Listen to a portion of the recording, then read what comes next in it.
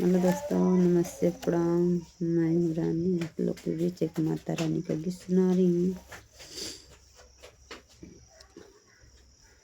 सतो बहिनिया के मोहने मूर्तिया हो चुनरिया ओढ़ी के ना। सतो बहिनिया के मोहने मूर्तिया हो चुनरिया ओढ़ी के ना। मैया बैठ बिच मंदिरवा हो चुनरिया ओढ़ी के ना।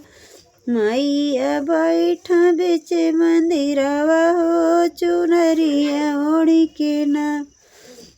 सबके तदिलु मैया महलाया टरिया हो किया अपने के ना। मैया बनी सबके तदिलु मैया महलाया टरिया अपने बसलू ना। मैया निमिया के डढ़िया हो अपने बसलू ना। सतोरे बहिनिया के मोहने मूर्तिया हो चुनरिया ओढ़ के ना। सतोरे बहिनिया के मोहने मूर्तिया हो चुनरिया ओढ़ के ना। मैया बैठ बिच मंदिरवा हो चुनरिया ओढ़ के ना।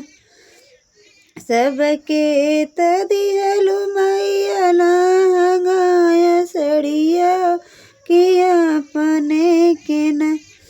मैया लाल के चुनरिया हो किया अपने के ना। मैया लाल के चुनरिया हो किया अपने के ना।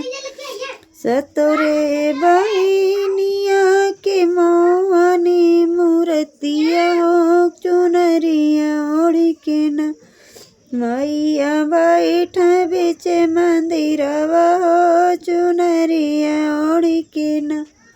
मैया बैठ बिच मंदिरवा हो चुनरिया ओढ़ के ना। सबके तदिहलु मैया हाथिया से गोड़वा हो किया अपने के ना। सबके तदिहलु मैया हाथिया से गोड़वा हो किया अपने के ना। मैया बघवा के सवरिया हो किया अपने के ना।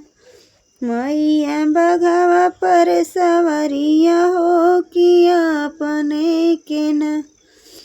सतोरे बहिनिया के मोहने मूर्तिया हो चुनरिया ओढ़ के ना। मैया बैठ बिच मंदिरवा हो चुनरिया ओढ़ के ना।